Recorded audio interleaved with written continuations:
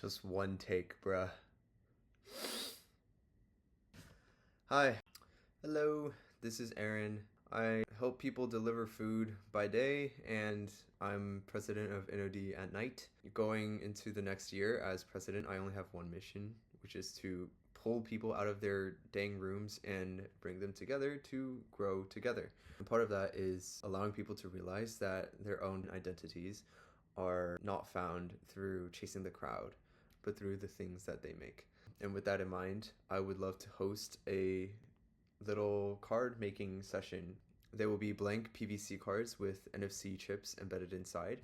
We would have a table, put the cards there, put some markers, and give hundreds of students their own digital business cards.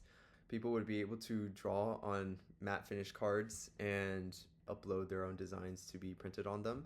We will build a templated site so that people could put in their profile information. People who are intimidated by making their own website could magically have a website of their own in seconds.